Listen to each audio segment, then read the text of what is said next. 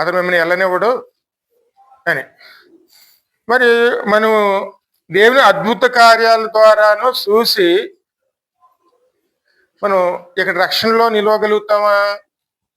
కాదు, అద్భుత కార్యాలు కాదండి. ప్రభు చెప్పిన మాటలు మనం శ్రద్ధగా విని ఆ మాటల ద్వారా మనం జ్ఞానం చేసుకుని ఆ మాటల ద్వారా మనం మన విశ్వాసంలో ముందుకెళ్లే వారమే ఉండాలండి. అద్భుతాలు జరుగుతాయి, కానీ అద్భుతాలు ఎందుకోసం మనకు వచ్చి? కేవలం దేవుడు ఏమిటో తెలుసుకోవటానికండి. దేవుడు ఎంత శక్తిమంతుడో, ఎంత కార్యాలు చేస్తారో అది తెలుసుకోవటానికి అద్భుతాలు మనకు ఉపయోగపడతాయి. ఎందుకంటే ఫరో తెలుసుకున్నాడు. ఆ అద్భుత కార్యాలు జరిగిన తర్వాత మోసే అంటే ఫరో సేవకులకి అక్కడ ప్రజలకి కూడా భయభక్తులు ఏర్పడినాయండి. అంటే అంత అటువంటి కార్యాలు ప్రభు చేశారు అక్కడ. అయినా సరే వారు దేవుని మాట వినటానికి ఎంత మాత్రం ఇష్టపడలేదండి. కేవలం మనం విశ్వాసంలోనూ మన రక్షణలో ముందుకు వెళ్ళాలంటే కేవలం దేవుని మాటలను బట్టి ఆయన చిత్త ప్రకారం తెలుసుకుని లోబడే మనసు కలిగి ఉంటేనే మన రక్షణలోకి వెళ్ళగలుగుతాం. ఇక్కడ లోకా సువార్త 16వ అధ్యాయంలో 16:31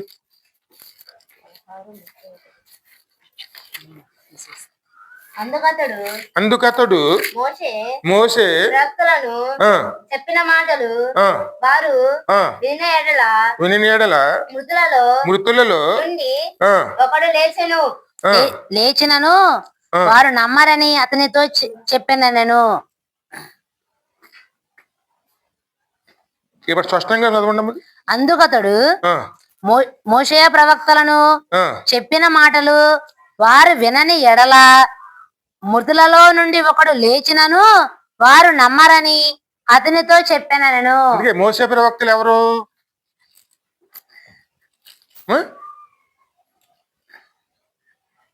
అంటే మోసే ప్రవక్తలు అంటే ఎవరండి? ఆదికాండం మొదలుకొని పంచకాండములు అంటారు చూడండి, పాత నిబంధన అంతా కూడా మోసే రాశారు. ఆ తర్వాత ప్రవక్తలు రాశారు. ఇవన్నీ కూడా ఇక ధర్మశాస్త్రము అంటే మోసే ప్రవక్తలు వారు చెప్పిన మాటలు. ఆ తర్వాత కుమారుడు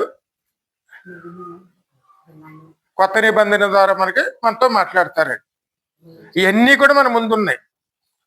ఆ మాటలు మనం వినకపోతే, ఆ మాటలు మనం శ్రద్ధగా తీసుకోకపోతే, ఆ మాటలకి మనం విశ్వసించకపోతే అక్కడ మనం ఏమాత్రం మనలో విశ్వాసం అనేది కలగడానికి అవకాశం ఉండదండి.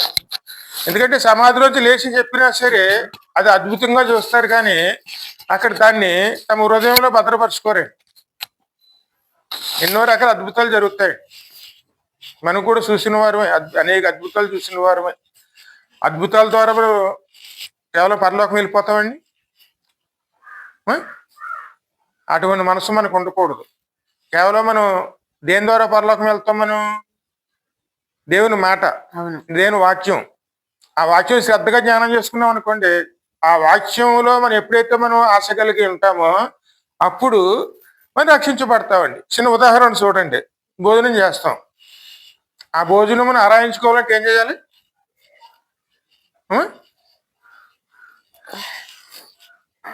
ఖచ్చితంగా మనలో జీర్ణావస్థ ఉండాలండి. అంటే ఆ తిన్న ఆహారాన్ని ఆరాయించుకోవటం అంటే జీర్ణం చేసుకోవాలి. ఇన్న వాక్యాన్ని మనం జీర్ణం చేసుకుంటేనే వాక్యంలోని శక్తి మనకి ఉపయోగపడుతుందండి. అందుకే వాక్యం విన్న వాక్యాన్ని ఏం చేసుకోవాలి? మనం నెమరు వేసుకుంటే అందులో సారం పొందుకుని జీర్ణం కలుగుతుందండి. ఆ జీర్ణమే రక్షణ. ఫరో ఇక్కడ దేవుని హెచ్చరికలు విన్నాడు, కానీ ఆయన ఏమాత్రం విశ్వసించలేదండి, వినలేదు, నమ్మలేదు. కేవలం తన శక్తి బలాల మీద ఆధారపడ్డాడు. నేను మహారాజుని కాదు, నా మాట వినాలి, కానీ వీళ్ళ మాటలు నేను వినటమేటని చెప్పి ఎక్కడికి పరో అక్కడ మోసే మాటల్ని, వారి మాటల్ని అందరూ తిరస్కరించారండి. ఆ విషయం దేవుడే చెప్పాడు. పరో కఠినపరుచుకుంటాడు కాబట్టి ఆ కఠినాత్మను బట్టే అని నడుచుకుంటాడు. మిమ్మల్ని పంపించాడు. అయినా సరే నేనేమిటో వారు తెలుసుకునే విధంగాను నా కార్యాలను జరిగిస్తాను, ఇక్కడ అద్భుత కార్యాలని జరిగిస్తాను అని చెప్పాడు అన్నమాట. ఇప్పుడు చివరి కార్యం ఏమిటంటే ఇది 10వ అద్భుతం అనమాట. ఇది ఫరో దగ్గర చేసినటువంటి 10వ అద్భుతం ఏమిటంటే అక్కడ ఇశ్రాయేలు ప్రజల్లోనూ అక్కడ ఉన్నట్టు పరో అలా ప్రజలు నివసిస్తున్న చోట ఆ రాత్రి కాలంలోనూ 12 దాటిన తర్వాత ప్రభువు లోక సంచారం చేయటానికి బయలుదేరతారు. ఆ రోజు ఆ విషయం ప్రభు చెప్తున్నారన్నమాట. లోక సంచారం చేయటానికి బయలుదేరతారు. ఆ బయలుదేరినప్పుడు అక్కడ వారి కోసం ఒక పస్కా బలిని సిద్ధం చేసుకోవాలి. అది దేవుడు చెప్తున్న సూచనండి. పస్కా బలి అంటే దేవుడు చెప్పిన విధంగా అక్కడ వారు సిద్ధం చేసుకోవాలి. సిద్ధం చేసుకుని అక్కడ ఆ రాత్రి కాలంలోనూ వారందరూ కూడా తమ తమ ఇంటి కోసం ఒక గొర్రె పిల్లని సిద్ధం చేసుకోవాలి. సిద్ధం చేసుకున్న గొర్రె పిల్లని అక్కడ వారు వధించిన తర్వాత దాని రక్తం ద్వారా అక్కడ వారు తమ ఇంటి యొక్క వాకిటికి అంటే గుమ్మానికి 2 నిలువుల కమ్మిలకి అది పై కమ్మికి ఆ రక్తాన్ని పూసి అక్కడ దాన్ని వారందరూ కూడా ఆ రాత్రి కాలంలోనూ ఆహారం కింద తీసుకోవాలండి. తీసుకుని ఎలా తీసుకోవాలి? చేదు కూరలతో తీసుకోవాలని స్పష్టంగా వాక్యం చెప్తుందండి. ఎందుకంటే అక్కడ ఒక పస్కా బలిని సిద్ధం చేయాలి. అది దేవుడిచ్చేటువంటి రక్షణకి సూచనండి. అందుకే దేవుని చెప్పిన మాటలోనే రక్షణ ఉంటుంది కానీ అద్భుతాల్లో కాదండి. ఎప్పుడు కూడా మనం రక్షించబడాలంటే దేవుడు ఏం చెప్తున్నా గ్రహించుకోవటాన్ని మనం ప్రయాసపడాలి తప్ప మనం ఏదో అక్కడ కార్యాలు జరుగుతున్నాయి, ఇక్కడ కార్యాలు జరుగుతున్నాయి. ఈ రోజులు అదే చూడండి, ఆ మందిరానికి వెళ్తే అది జరుగుతుందంట, ఈ మందిరానికి వెళ్తే ఇది జరుగుతుందంట. కానీ అక్కడ మందిరాల్లో జరగవలసిన కార్యం ఏమిటి? కేవలం జ్వరాల నుంచి స్వస్థత ఇవ్వటమా, లేకపోతే మన పాపం నుంచి విడిపించబడతాం? ఇక్కడ ఏది కావాలి మనకి? పాపం నుంచి మన విడుదల రావాలంటే దేవుని మాటలు మన మందిరంలో ఏం చేసుకోవాలి? పెద్దగా జ్ఞానం చేసుకుని దానిని మన జీవితంలోనూ మనం సిద్ధపరచుకునే వారునే ఉన్న. దేవుడు ఏం చెప్తున్నాడో అది గ్రహించుకుని దాన్ని మనం సిద్ధం చేయాలండి. ఆయన చెప్పినది చెయ్యుడి అని తల్లి చెప్పింది కదండి. అవును, ఆయన చెప్పినది చెయ్యుడి, అంచులు మట్టుకు నీళ్లతో నింపుడి అన్నది. అంచులు మట్టుకు అంటే ఏమిటి? ప్రభు చెప్తున్నా గ్రహించుకుని దాన్ని మన జీవితంలోనూ లోపం లేకుండా ఆ పనిని మనం పూర్తి చేసుకోవటమే విశ్వాసం అండి. ఆ విశ్వాసం ఏం చేస్తుంది? మనల్ని పరిపూర్ణంగా కాపాడుతుంది. అది మనం గ్రహించుకోవాలన్నమాట. మరి ఆ విషయం ఇక్కడ పరోకి తెలియదు. ఎందుకంటే పరో అన్యుడు, కేవలం అతను తన మీద కేవలం ఆధారపడిన వాడు కాబట్టి దేవుని మాటలను పక్కన పెట్టేశాడు. దేవుని లోబడలేదు కాడికి వారిని పంపించనని చెప్పి మూర్ఖంగాను అని ప్రవర్తించాడు. కానీ ఇప్పుడు మరి ఇశ్రాయేలు ప్రజలు ఏం చేయాలి? ఇక్కడ 12వ అధ్యాయంలో ముందుకు రండి. మోషే అహరోనులను ఐగుప్తు దేశంలో ఉండగా యెహోవా వారితో ఇలాగు సెలవిచ్చెను, నెలలలో ఈ నెల మీకు మొదటిది. హల్లెలూయా. ఇది గుర్తించుకోవాలి. అందరూ జన్మదినాన్ని జ్ఞాపకం చేసుకుంటారు కానీ దేవుడు ఏం జ్ఞాపకం చేసుకోమన్నారు ఇక్కడ? రక్షణ దినం అండి. అవును, అదే మన మొదటి పుట్టినరోజు అండి. ఎందుకంటే రక్షించబడటం. పస్కా బలి దేవుడు స్పష్టంగా చెప్తున్నారండి. పస్కా బలి దేవుడు సిద్ధం చేసిన రోజు మన రక్షణ రోజు అండి. అంటే మన కోసం కలవరి శిలువ యాగమైన రోజు, మనం రక్షించబడిన రోజు. ఇశ్రాయేలు ప్రజలకి ఆ నెల ఆ రోజు మొదటి దినం అండి. ఈ సంవత్సరమునకు మొదటి నెల మీరు ఇశ్రాయేలీయుల సర్వ సమాజముతో ఈ నెల దశమి నాడు వారు తమ తమ కుటుంబముల లెక్క చొప్పున ఒక్కొక్కడు గొర్రె పిల్లనైనను మేక పిల్లనైనను అనగా ప్రతి ఇంటికి ఒక గొర్రె పిల్లనైనను ఒక మేక పిల్లనైనను తీసుకొని వల్లెను. ఇక్కడ ఏం చెప్తున్నారు ప్రభువు? ఆ గొర్రె పిల్లను భుజించుటకు ప్రతి వాని భోజనమును బట్టి పరిమితిని బట్టి వారిని లెక్కించాలని కూడా ప్రభు చెప్తున్నారండి. మరి ప్రభు చెప్తున్న గొర్రె పిల్ల ఏమిటి? అంటే మన కేవలం గొర్రెపిల్లని తీసుకొచ్చేస్తే ఇక్కడ రక్షణ వచ్చేస్తుందా? ఉం? వాక్యాన్ని ఎప్పుడూ కూడాను వాక్యంగా తీసుకోకూడదండి, ఆత్మీయంగా తీసుకోవాలి. అది ఎప్పుడు గ్రహించుకోవాలండి. వాక్యాన్ని ఎప్పుడు కూడాను ఆత్మీయంగా తీసుకోవాలండి. అందుకే వాక్యం చదవాలంటే చాలా కష్టం. దేనైనా చదవగలుగుతారు, కానీ వాక్యాన్ని చదివి అర్థం చేసుకోవటం అనేది చాలా కష్టం అండి.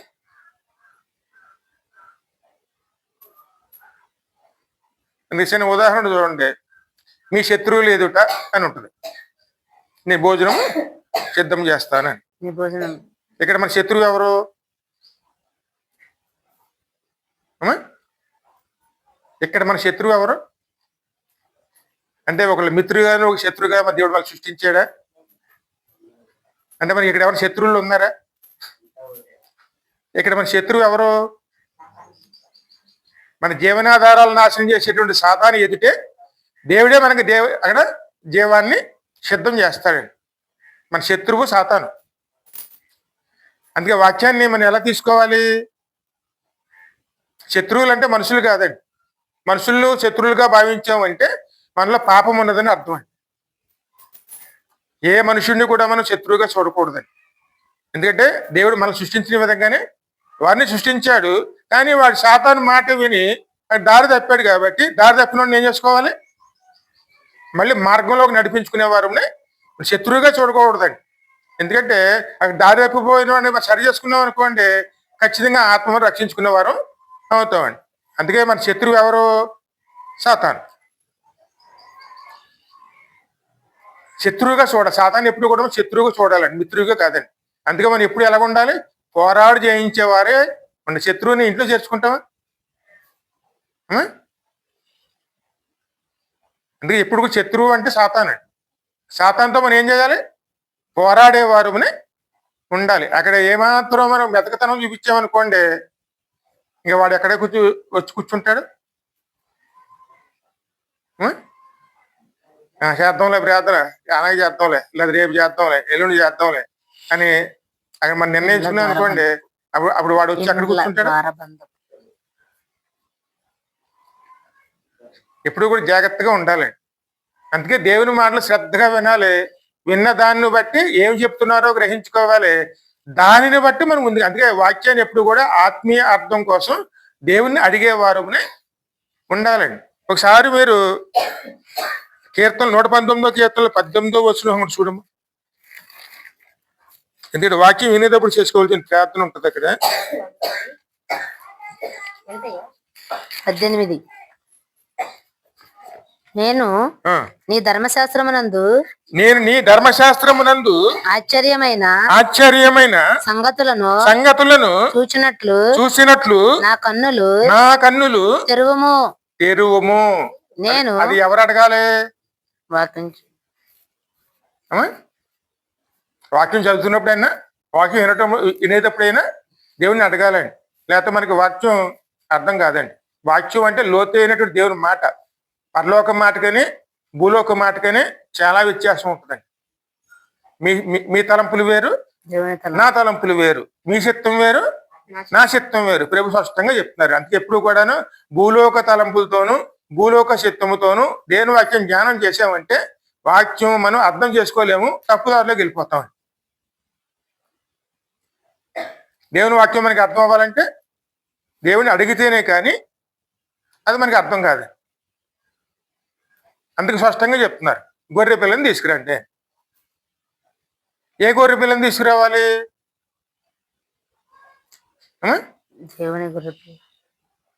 కళంకం లేని, లోపము లేని గొర్రె పిల్లని చెప్పారు. మరి కళంకము లోపము లేకుండా ఏదైనా ఉన్నది ఈ లోకంలోనూ?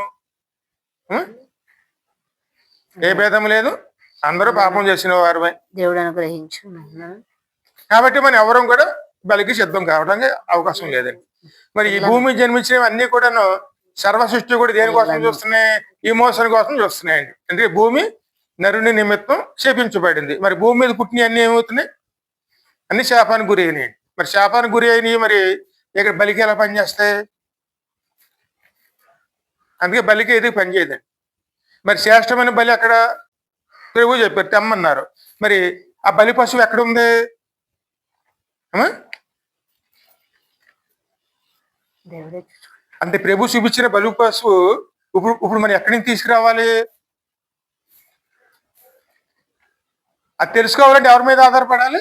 దేవుని మీద. మళ్ళీ దేవుణ్ణి అడగాలి. ప్రతి ఇంటికి ఒక గొర్రె పిల్లనైనా ఒక ప్రతి కుటుంబం అండి, మా కోసం ఒక గొర్రె పిల్లని సిద్ధం చెయ్యి అని ప్రభుని అడగాలండి. ఎందుకంటే కళంకం లేనిది కావాలి. అది ఖచ్చితంగా ఎవరు చెప్పింది తేవాలి? మనం దేవుడు చెప్పింది తేవాలి. అందుకే దేవుడిని అడిగేవారు ఉండాలి. మరి దేవుడు చెప్పింది ఏమిటంటే ఇక్కడ యోహాను సువార్త 1:29 చూడము.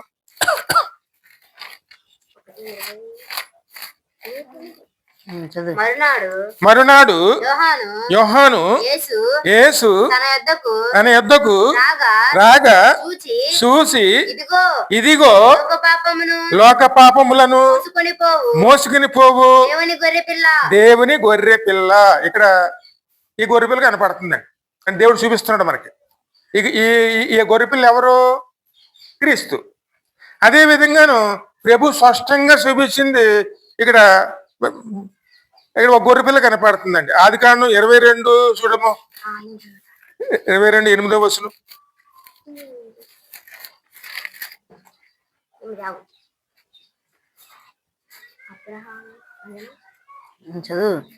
అబ్రహాము నా కుమారుడా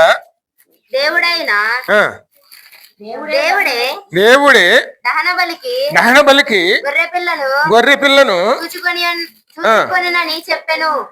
అదే విధంగాను ఇంకొకసారి పైనుంచి చదవండి. ఇస్సాకు తన తండ్రి అయిన అబ్రహాముతో నా తండ్రి అని పిలిచెను. అందుకతడు ఏమి నా కుమారుడా అనెను. అప్పుడు అతడు నిప్పును కట్టెలను ఉన్నవి గాని దహన బలికి గొర్రె పిల్ల ఏది అని అడిగాను. అడగగా అబ్రహాము నా కుమారుడా దేవుడే దహన బలికి గొర్రె పిల్లను చూచుకొనని చెప్పెను. హల్లెలూయా. ఇప్పుడు ఈ గొర్రె పిల్ల ఎవరు? లోకపాపంలో మోసుకుని పోయి దేవుని గొర్రె పిల్ల. అంటే ప్రభువు ఇక్కడ అబ్రహాం చూపించిన గొర్రె పిల్ల, అబ్రహాం ఇచ్చిన గొర్రె పిల్ల ఎవరు? పరలోకం దిగి వచ్చినటువంటి గొర్రె పిల్ల. ఇక్కడ ఆదికాండంలో ఇస్సాకు అడిగాడు, తండ్రి గొర్రె పిల్ల ఎక్కడా అని. అంటే అక్కడ దేవుని యొద్ద వచ్చేటువంటి దోత. అంటే ఇక్కడ యోహాను ఎవరు సువార్త ప్రకటించడానికి వచ్చారు? దేవుని సువార్త. ఆమె స్పష్టంగా ఉంది కదండి. అరణ్యములో ప్రకటించడానికి వచ్చిన అన్న మాట ఉంది కదండి. ఆయన ఏం ప్రకటిస్తున్నాడు? ఇదిగో లోక పాపం మూసుకుని పోయే దేవుని గొర్రె పిల్ల. అక్కడేమో అబ్రహాము కుమారుడు అంటే ఇస్సాకు అడుగుతున్నాడు గొర్రె పిల్ల ఏది తండ్రి అని. అబ్రహాం ఏం చెప్పాడు? దేవుడే చూసుకుంటాడు. అంటే అబ్రహాములో ఏం కనపడుతుంది? విశ్వాసం. దేవుడే చూసుకుంటాడు అన్నాడు. అందుకే మనం కూడా ఎవరి మీద ఆధారపడాలి? రక్షణ అనేది దేవుని మీద ఆనుకుని దేవు చిత్తానుసారంగా మనం రక్షించుకోబడిన వారు ఉండాలండి. దేవుడు చూసుకుంటాడు. అంటే మనం పరిపూర్ణంగా ఎవరి మీద ఆనుకోవాలి? దేవుని మీద ఆనుకుంటేనే రక్షణ అండి. ఎవరో తన సొంత శక్తులతో సంపాదించుకునేది రక్షణ కాదండి. దేవుని మాటకు విలువనిచ్చి అర్థం చేసుకోవడం, దేవుడిని అడిగి ఆయన చిత్తాన్ని తెలుసుకుని దేవుడు ఏమి చేయమన్నారో అది చేసుకుంటూ వెళితేనే అది మనకి రక్షణ అండి. అంతేకాని మన బలం ప్రకారమో లేదా మన హోదా ప్రకారమో మన చిత్త ప్రకారమో వచ్చేది రక్షణ కాదండి. ఇది ప్రభు చెప్పినటువంటి ఒక బలి పశువు. ఆ బలి పశువు ఎవరు?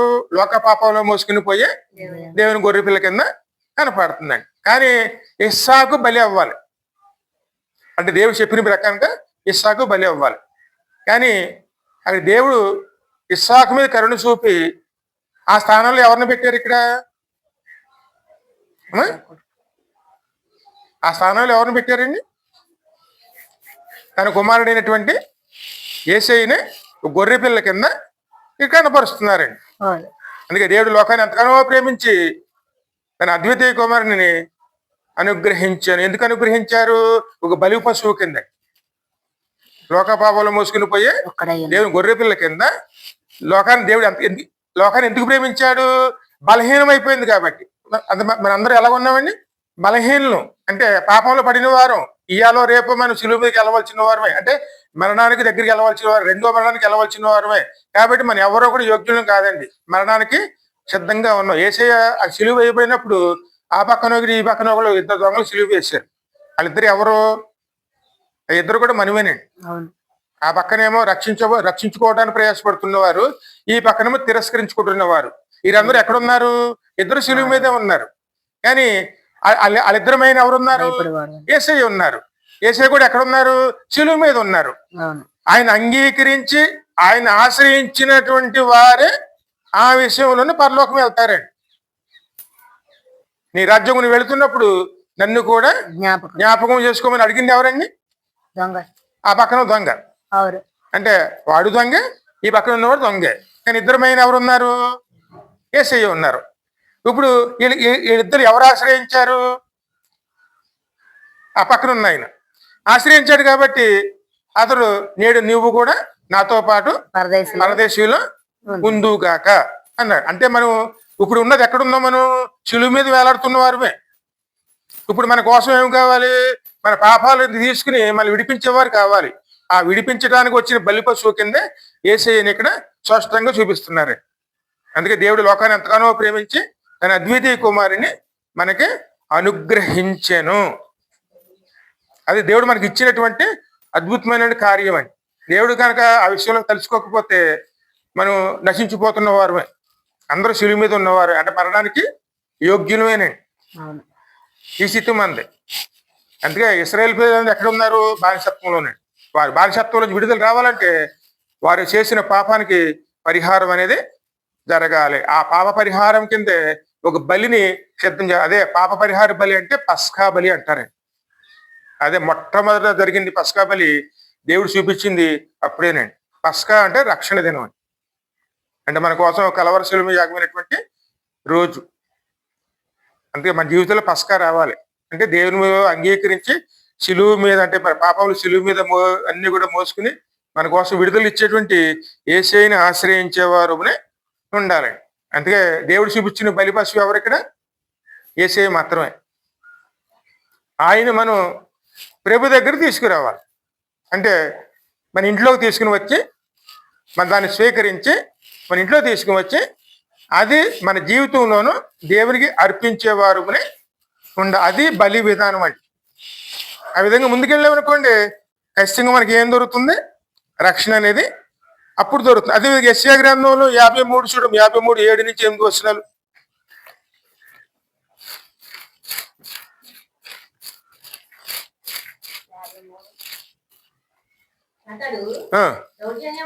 అతడు దౌర్జన్యమునందెను, బాధింపబడినను, అతడు నోరు తెరవలేదు, వదకు తేబడు గొర్రె పిల్లవలే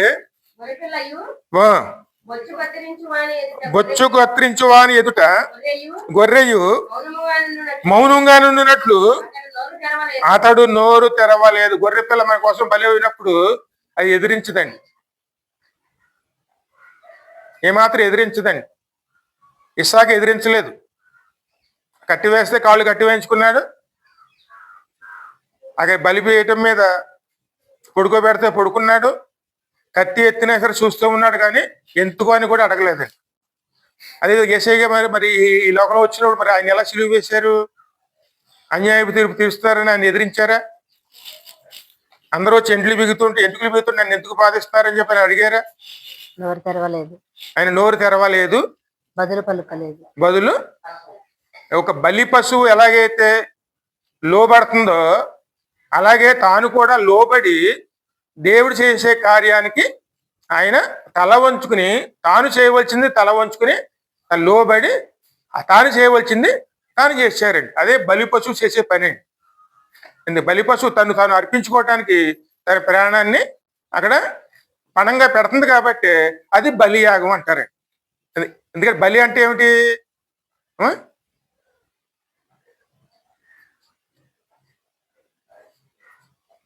ఎందుకంటే బలవంతంగా చంపేసామనుకోండి హత్య అవుతుంది. కానీ తను అర్పించుకున్నది బలి. ఈ రెండింటి మీద వ్యత్యాసం ఇదేనే. అవును. ఆ యొక్క బలి పశువు తను అర్పించుకోవటానికి మనకి ఇవ్వబడింది. అది ఎదురు తిరగదు. అక్కడ ప్రాణం తీసినా సరే సంతోషంతో తను అర్పించుకుంటుంది కాబట్టి అది బలి అంటారు. యేసయ్య కూడా తను అర్పించుకోవటానికి తను సిద్ధపడ్డారు కాబట్టి దౌర్జన్యము నొందెను.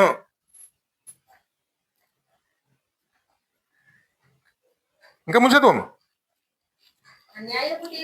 అన్యాయపు తీర్పు పొందినవాడి అతడు కొనుకోబడెను.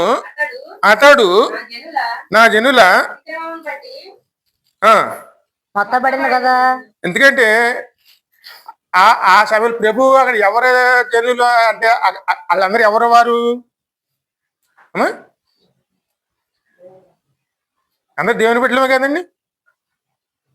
నా జనుల అతిక్రమంలో బట్టి అతడు మొత్తబడెను కదా. సజీవుల భూమిలో నుండి అతడు కొట్టివేయబడి. సజీవుల భూమి అంటే ఏంటి?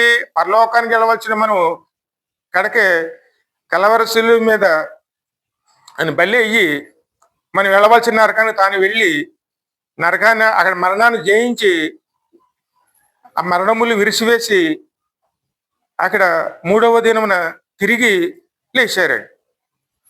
అంటే అప్పుడు ఆ విషయంలో ప్రభు ఏం చేశారు కార్యం? అక్కడ మన కోసం కలవరసుల మీద మరణించి మనం వెళ్ళవలసిన నరకాన్ని తాను వెళ్ళి ఆ మరణాన్ని తాను జయించి తిరిగి లెగిసి పునర్జీవుడై ఓ మరణమా నీ విజయం ఎక్కడ అని ఆయన జయకేతనముతోను ఆ పాతాళములోంచి మళ్ళీ పైకి వచ్చి తన పునర్జీవాన్ని చూపిస్తున్నారు. అంటే మన కోసం ఎవరు అంటే ఇక్కడ ఇక్కడ ఇక్కడ మన కోసం ఎవరు నరకానికి వెళ్ళారు? దేవుడు. అంటే మనం వెళ్ళవలసిన చోటకి ఆయన వెళ్ళారు. అది ప్రభు చేసిన కార్యం. దాన్ని ఎదిరించలేదండి. అదే విధంగాను 1 పేతురు 2వ అధ్యాయం 21 నుంచి 23 వరకు చూడము.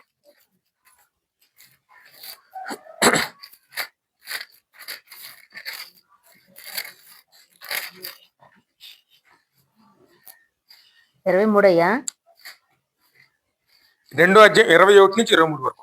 క్రీస్తు కూడా మీ కొరకు బాధపడి మీరు తన అడుగు జాడల యందు నడుచుకున్నట్లు ఒక మాదిరిని ఉంచిపోయిన. హల్లెలూయా. ఇది మనం బలి ఇవ్వాల్సిన విధానం అండి. ప్రభు ఎలాగైతే మన కోసం ఒక బలి పశువు కింద ఆ బలి అయ్యి మనం వెళ్ళవలసిన చోట తను వెళ్ళి తిరిగి మనం జయించి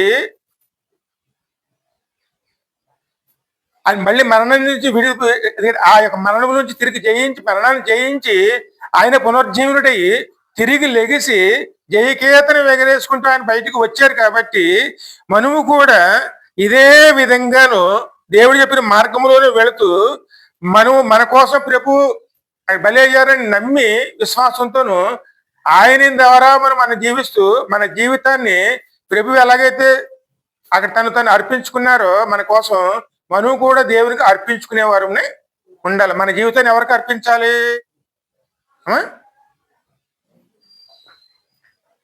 నీవు కాదు, నువ్వు విలువ పెట్టి కొనబడిన వాడువు. అంటే తన కుమారుని రక్తము ద్వారా విలువ పెట్టి కొనబడిన వారు. ఇప్పుడు మన ఎవరు? మనం పాపంలో ఉండి సాతాను దాసులమా? రక్షణలో ఉండి దేవుని దాసులమా? దేవుని దాసులం. అంటే మన స్వతంత్రం ఉందా? దేవుని దాసులుగా దేవుని సేవించుకోవాలండి మనం. అవును. అంటే దేవుని బిడ్డలుగాను. ఎందుకంటే పిల్లలు ఇంటి యజమానులు అవ్వాలంటే ఎప్పుడు అవుతారు?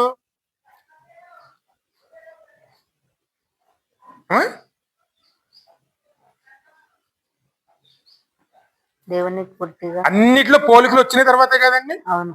దేవునిలో కూడా పూర్తిగా ఉన్న తర్వాత మనం ఆ యోగ్యత మనం పొందుకునే వరకు కూడాను ఆ తండ్రి యొక్క దగ్గర మాట విని ఆయన చిత్తానికి లోబడే వారు అక్కడ మన యజమాని ఎవరు? ఆయనేనే. మన తండ్రి. మన పరిపూర్ణం అయ్యే వరకు కూడాను, అంటే యేసయ్యలాగా మారే వరకు కూడాను ఆయన వాక్యానికి లోబడి ఆ చిత్తాన్ని నెరవేర్చుకునేవారునే ఉండాలి.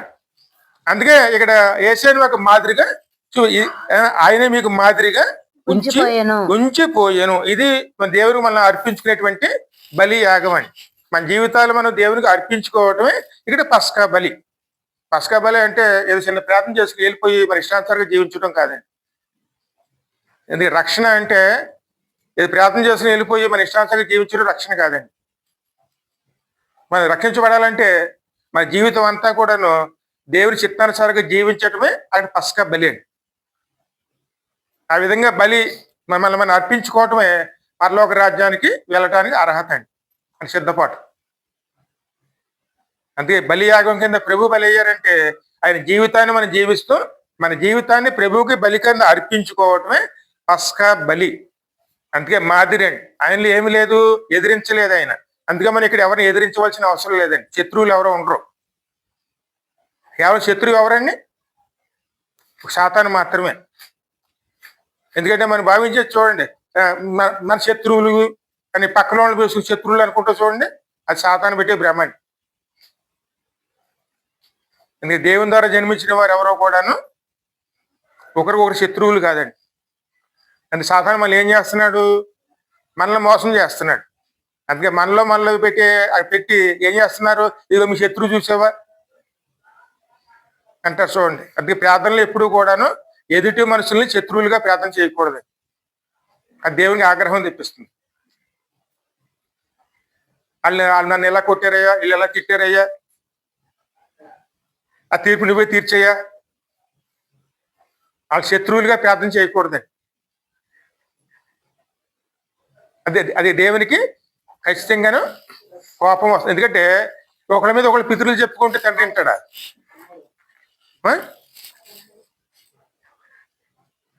ఎప్పుడు ఒకళ్ళ మీద ఒకళ్ళు పితృలు చెప్పుకునే విధంగా ఉండకూడదు. పితృలు చెప్తే పిల్లలు చెప్తే మీరు ఊరుకుంటారా?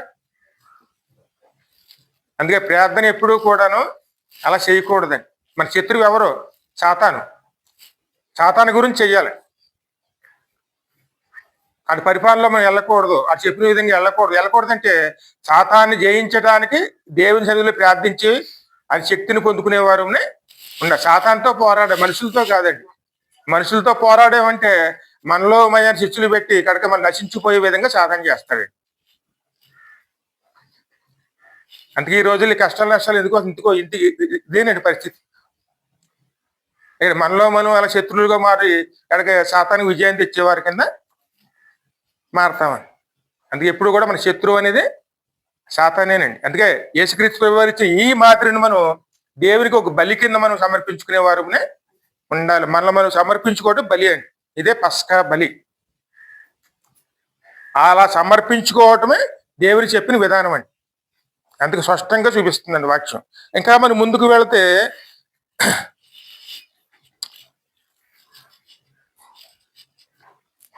మూలవాక్యంలో 5వ వచనం చదువు.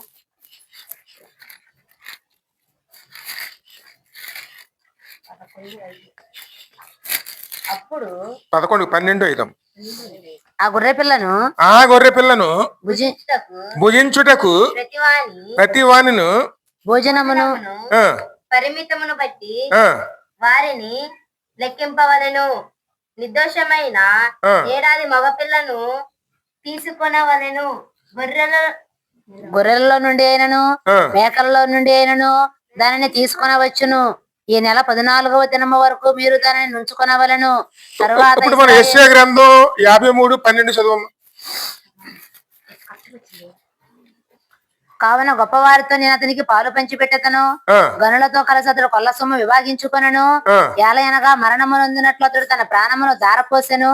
అతిక్రమము చేయు వారిలో ఎంచబడిన వాడాయను. ఇప్పుడు మన అతిక్రమం ఎవరు మోసుకున్నారు? దేవుడే. ఇప్పుడు మన పాపాలన్నీ కూడా ఎవరి పదాల మీద మోసుకున్నారండి?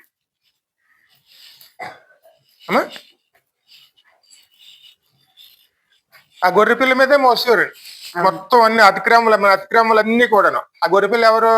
యేసయ్య. మన అతిక్రమాలన్నీ కూడా ఆయన భరించారు, నిందించారు, నిందల పాలు చేశారండి, ఇష్టానుసారంగా మాట్లాడారు. నీ దేవుని కుమారుడు అయితే నీవు రక్షించుకుని మమ్మల్ని కూడా రక్షించుకుని ఈసాటి ఇచ్చారు. కొంతమంది అయితే దేవుని కుమారుడు అనటమే అక్కడ నేరం కింద ఎంచి అది ఒక నేరం కింద మోపారు. నువ్వు దేవుని కుమారుడు అన్నావు కాబట్టి నువ్వు మరణించాలి అన్నారు. మరి ఆ విధంగాను ఇష్టానుసారంగా మాట్లాడారు. ఇవన్నీ కూడా మౌనంగా ఎవరు భరించారు? యేసయ్య. అందుకే మన పాపాలను మోసుకుని పోయేవారుగా ఆయన ఉన్నారు కాబట్టి ఇప్పుడు మనం దేవునికి ఆయననే మనం స్వీకరించి మన పాపాలన్నీ కూడా ఆయన మీద ఆయనకి అప్పచెప్పి ఆయన ద్వారా మనం రక్షించుకునేవారునే ఉన్న. అందుకే ముందు మొట్టమొదటి మనం చేయవలసింది ఏమిటి? పాప క్షమాపణ. గురువా, మీరు చేసిన అపరాధములను నీ చేతికి అప్పచెప్తున్నావు, నువ్వే మాకు పరిష్కరించండి. మధ్యవర్తిగా వెళ్ళినప్పుడు మన సమస్య పూర్తిగా వివరించకపోతే మరి పరిష్కారం ఎక్కడ వస్తుంది? ఇక్కడ దేవునికి మనుషులకి మధ్యవర్తి ఎవరండి? యేసయ్య. మొదటి తిమోతి 2:4 ఏముంది? నరులకును దేవునికి మధ్యవర్తి ఒక్కడే, ఆయనే యేసుక్రీస్తు నరుడు. మొదటి తిమోతి 2:4. దేవుడు ఒక్కడే, దేవునికి నరులకును మధ్యవర్తి ఒక్కడే, ఆయనే క్రీస్తు యేసు నరుడు. ఈయన అందరి కొరకు విమోచన క్రయధనముగా తను తానే సమర్పించుకొనెను. దీనిని గురించిన సాక్ష్యము యుక్త కాలంలో ఎందుకంటే మన పాపం మోసుకోవడానికి ఆయన వచ్చారు కాబట్టి, మన బరువులన్నీ మోసుకోవడానికి ఆయన వచ్చారు కాబట్టి, మన ప్రయాసలు మోయడానికి ఆయన వచ్చారు కాబట్టి అవన్నీ కూడా ఎవరికి అప్పచెప్పాలి? అవన్నీ కూడా ఎవరికి అప్పచెప్పాలి మందిరంలోను? ఎందుకంటే చిన్న ఉదాహరణ చూడండి. ఒక మనిషి బస్సులో వెళ్తున్నాడంటే, ఎందుకంటే ఎప్పుడైనా బస్సులో లగేజీ తీస్తారు కదండి, తన టికెట్ కానీ లగేజీ తీయమంటే లగేజీ తీయడానికి నేను బస్సు మీద పెట్టలేదు, నా నెత్తి మీద పెట్టుకున్నానని చెప్పి నెత్తి మీద పెట్టుకుని కూర్చున్నాడండి. ఎందుకంటే టికెట్ తీయవలసిన అవసరం లేదండి.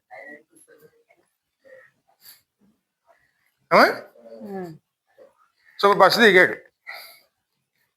అంతవరకు ఎవరు మోసారు? ఆ బరువు అంతా ఎవరు మోసారు? ఆయనే మోసుకున్నాడు. కానీ ఇద్దరు బరువు ఎవరు మోసారు?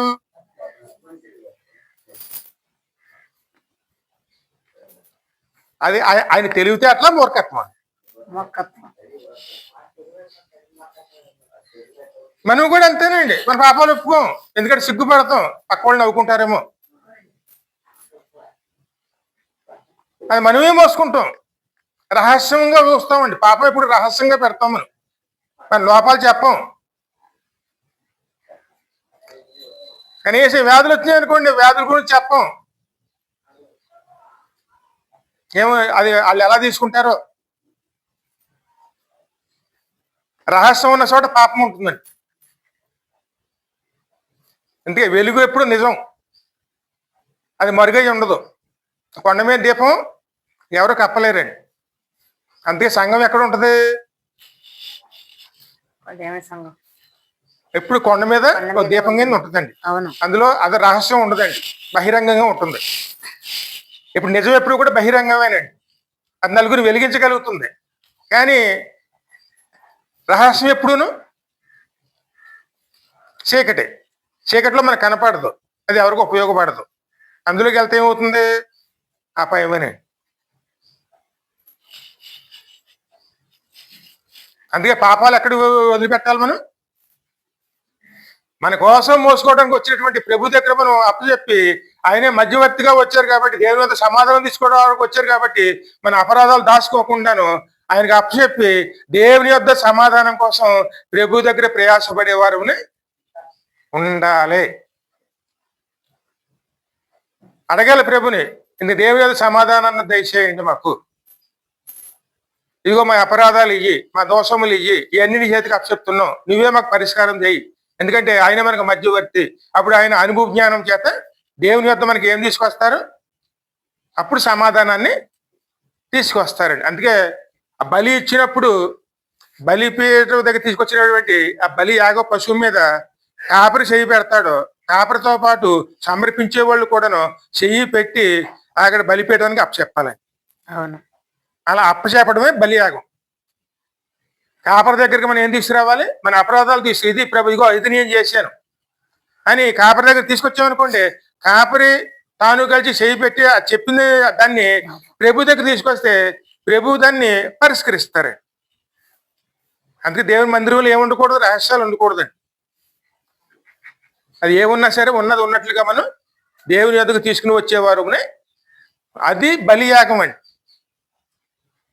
అది మన పాపాల కోసం ఆయనే బలి అయ్యారు కాబట్టి, మన పాపాల కోసం ఆయనే పరిష్కరించారు కాబట్టి, అందుకే ఆయన అతిక్రమంలో ఒకటిగా ఎంచబడెను. అందుకే శిలువ మీద వేలైన వాడు శాపగ్రస్తుడు అని స్పష్టంగా కనపడుతుంది. అది బలియాగం పసుపు.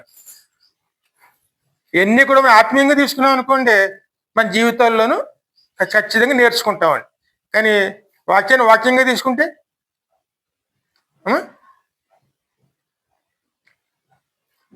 ఏనాడు రక్షణ రాదండి. అందుకే వాక్యాన్ని ఎప్పుడు కూడాను ఆత్మీయంగా దేవుని అడిగితేనే మనకి స్పష్టంగా అర్థమవుతుంది. ఒకసారి గలతీయులు చూడు 2:20.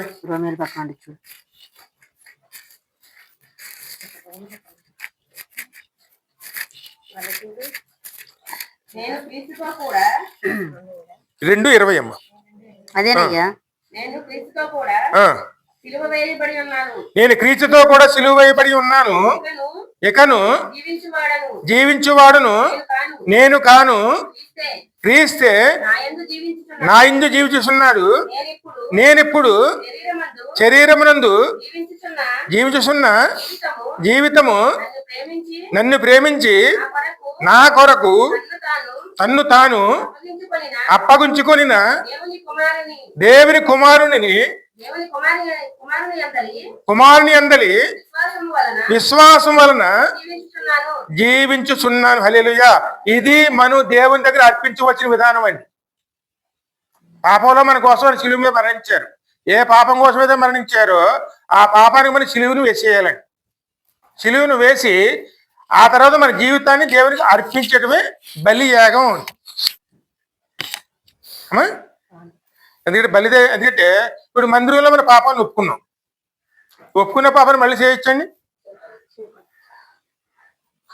అలా మళ్ళీ చేస్తే దాన్ని ఏమంటారు?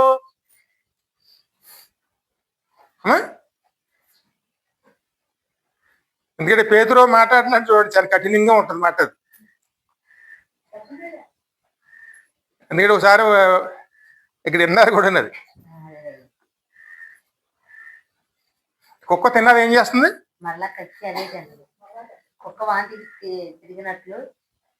పాపాన్ని కక్కేసి మళ్ళీ స్వీకరిస్తే అదే దాంతోనే సంబంధం అవుతుంది. అదేమో డైరెక్ట్గా చెప్పామనుకోండి, ఖచ్చితంగా మనకి ఏమొస్తుంది? కోపం వస్తుంది. అందుకే పేతురు ఏం చెప్తున్నాడు ఇక్కడ?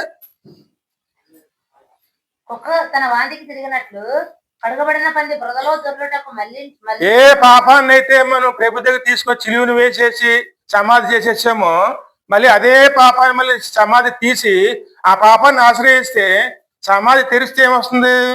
కంపోజ్. అది సమాధిలో ఉన్నది తీసుకొచ్చి ఇంట్లో పెట్టుకుంటామండి.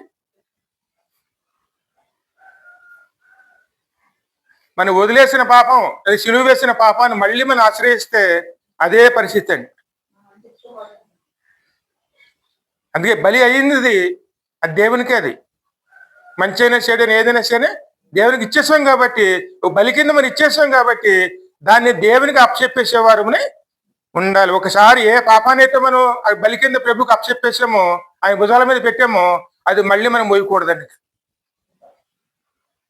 అది దేవునికి అర్పించడమే అక్కడ బలియాగం అండి.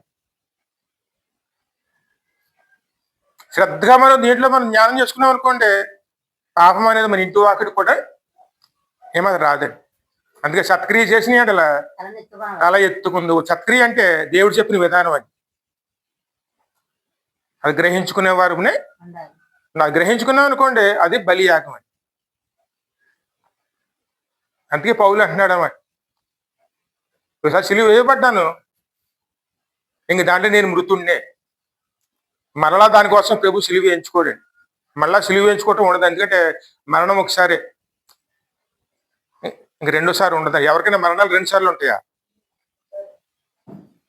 మళ్ళా పాపం చేసామంటే మన కోసం ఎవరు రారండి. ఆ మాట ఎబ్రిలో స్పష్టంగా ఉంటుందండి. మరలా సిలువ వేయించుకుంటే ప్రభు రారండి. కానీ కేవలం ఏమొస్తుంది? దేవుని ఉగ్రత మాత్రమే వస్తుంది. మళ్ళీ సిలువలు ఉండవండి. అందుకే బలి అనేది ఒకటేనండి. ఆ బలి కింద ఎవరు వచ్చారు మనకి? ఆయనే వచ్చారు. కాబట్టి అది మనం తీసుకుని సమర్పించుకునే వారునే ఉండాలండి. ఇంకా మన చివరికి ఇక్కడ రోమీలు 6:3 చూడము.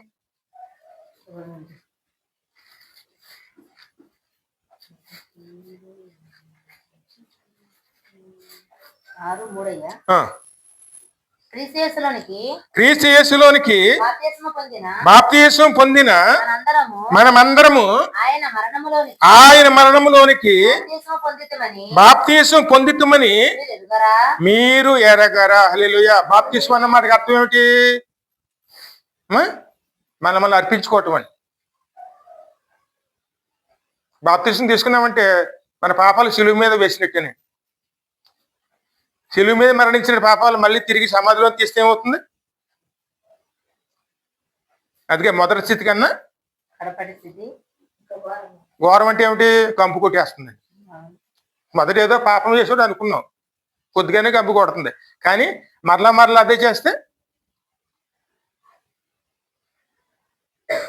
అప్పుడు మన స్థితి ఎలాగ ఉంటుంది? అప్పుడు ఘోరమైన కంపు కొట్టే వాళ్ళగా ఉంటాం. అక్కడ దేవుని పరిశుద్ధత ఉండదు. ఇంకా కేవలం అంధకాశక్తి ప్రభావాలు ఉంటాయి. అంధకాశక్తులు ఉంటాయండి. అంధకాశక్తులు ఎక్కడ ఉంటాయి?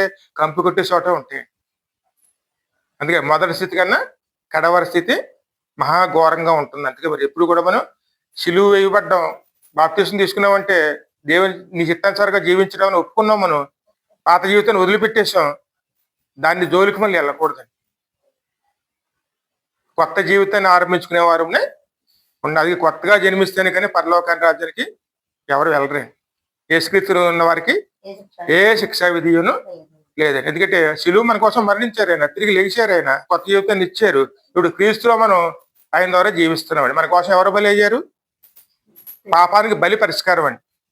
మన కోసం ఆయనే బలి అయ్యారు. కాబట్టి ఆ బలి కింద ఆయనే ఉన్నారు. కాబట్టి మన జీవితం ఇప్పుడు పరిశుద్ధ పరచబడింది. కాబట్టి మనం ఏ శైలిలో ఉన్నాం. కాబట్టి శిక్షా విధి మనకు కాదండి. అంటే మనం అంగీకరించామంటే ఆ శిక్షా విధి ఆయన మనకు కాదండి.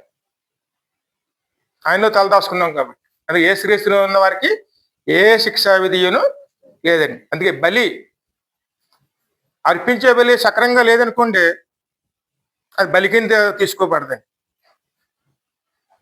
అంటే ఎవరి మాటలు వినాలి? చక్కగా మనం దేవుని మాటలు విన్నాం అనుకోండి, ఎలా చేయమన్నారో అలాగే బలి చేయాలి తప్ప అక్కడ మన ఇష్టానుసారంగా మన చిత్తానుసారంగా బలి ఇవ్వకూడదండి. అందుకే దేవుడు సిద్ధం చేస్తున్నారు అన్నమాట.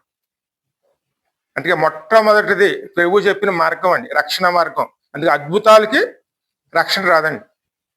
దేవుడు చెప్పిన దానికే రక్షణ వస్తుంది. అక్కడ జరుగుతుంది, ఇక్కడ జరుగుతుంది. మనుషులు చెల్ల చెదురు చేస్తాను సాతాను ఉపయోగించుకున్నాడు. అంతేగాని రక్షణ కాదండి మనకి. మనలో విశ్వాసం పుట్టించడానికే, దాని ఏమిటో తెలుసుకోవడానికే దేవుడు అద్భుతాలు చేశాడు. కానీ రక్షించడానికి కాదు. రక్షించడం అనేది యేసయ్య చేసిన క్రియలోనే రక్షణ. అందుకే నేనే మార్గము, నేనే సత్యము, నేనే జీవము. దాని మీద మన మనసు ఉండాలి. కానీ ఏదో ఎక్కడో ఏదో జరిగిపోతుంది అనే ఆలోచన మనకి రాకూడదు. అందుకే మన కోసం ఎవరు మరణించారు? యేసయ్య. ఆయనే మనకు మధ్యవర్తి ద్వారానే పరిష్కరించుకోవాలి. కానీ మనం వేరే విధంగా వెళ్ళామనుకోండి, మన సమస్యలాగా ఉండిపోతుంది. సరే, చిన్న ప్రార్థన చేసుకుందాం.